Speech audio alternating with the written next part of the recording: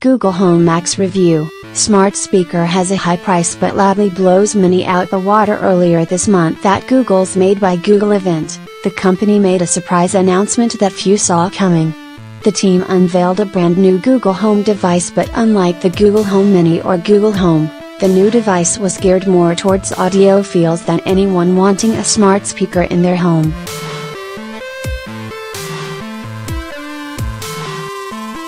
Google Home Max was that device, and the best of a speaker supposedly packs one hell of a punch. Whilst it does still contain the same smart tech that's made the smaller counterparts popular, it's clearly intended as a speaker first and foremost. And apparently, it's 20 times louder than your standard Google Home, which is no doubt good news for anyone who likes a party. Annoyingly, there's no word on when Google will announce a UK release date for the Google Home Max. That's despite the unit being on sale in the US right now.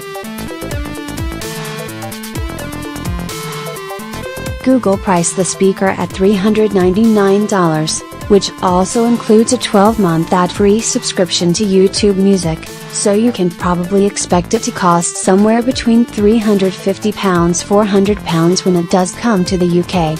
In fact, with the Apple HomePod coming next year, it could be that Google reduce the price further to remain competitive. For now, here's several reviews from some of the big American tech sites to give you a flavor of what people think of this luxurious-looking smart speaker. The Verge: overall, the Home Max is a great sounding, fully integrated smart speaker if volume and audio quality are your priority. It's too expensive, too big, and too loud to fit in most rooms, so it's best suited for the living room or larger space.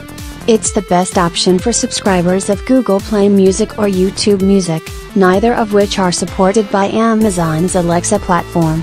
However, if sound quality is your ultimate priority and you're not married to Google's music services, you'll probably be happier with the Sonos Play 5.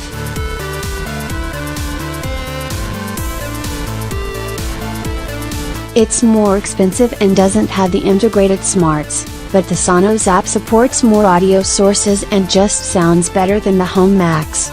The Sonos integration with Alexa through an Echo device also offers voice control for Spotify, Pandora, Amazon Prime Music, and others.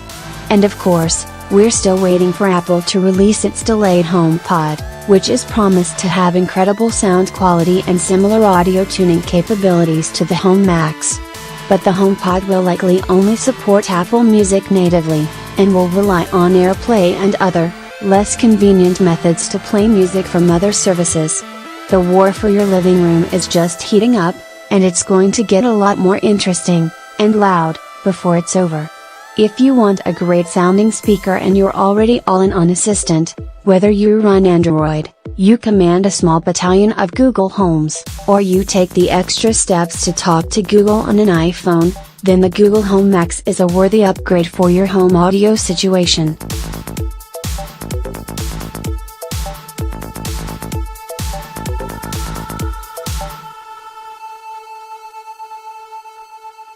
The utility and sound quality of the Max is absolutely worth the $400 when matched with the almost scary usefulness of the Assistant. But if you're indebted to another cloud-based domestique, look elsewhere. As good as the Max sounds, it's really only truly useful if you and the Assistant are besties. If you're just looking for an Alexa alternative, maybe consider one of the cheaper home speakers. Better yet, buy the Sonos One speaker. It has Alexa now, but it's getting Google Assistant in just a few months. Actually, the Sonos One is only half the price of the Max. Go ahead and get two.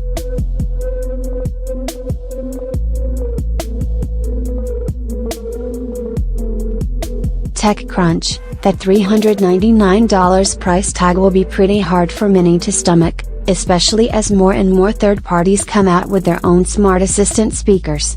It says a lot that it's $50 more than Apple's premium speaker. Though the Home Max has some decided advantages over the HomePod, not the least of which is that it's actually on the market right now. Apple's offering, meanwhile, is slated for some time early next year. On the whole, it's a solid offering. Google Assistant is tough to beat and the hardware mostly stands on its own.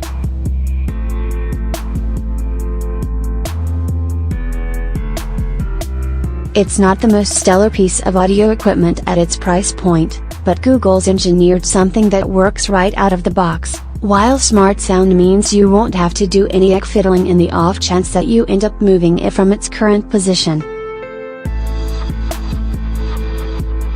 If you want to further customize it, that's possible, too. The Google Assistant app is much more robust than Alexa. But plug-and-play capabilities will likely appeal to many users simply looking for a nice sounding system that also can help get them ready for work in the morning. Early verdict: with the Max, there's now a Google Home suited for all sorts of living quarters from the bedroom, the kitchen and the garage. This one just so happens to be about rocking louder and being smarter than the others.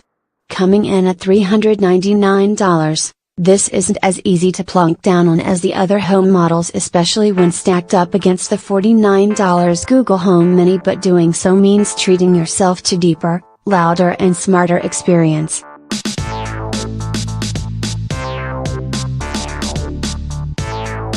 Engadget, at $399, the Google Home Max will not sell as well as the standard Home or Home Mini. But many people listen to music on those devices, and a subset of them certainly would like to combine the smarts of the Google Assistant while also upgrading their home audio setup. The Home Max fits that bill. It's incredibly easy to set up, it can do everything that the other Google Home devices can do, and, most important, it sounds excellent. There are other speakers in this price range that perform better, but the Google Home Max doesn't have any competitors that can match all of its features. It's simply the best sounding smart speaker available right now. Though the Home Max's price will be a deal breaker for some, music fans should definitely take note.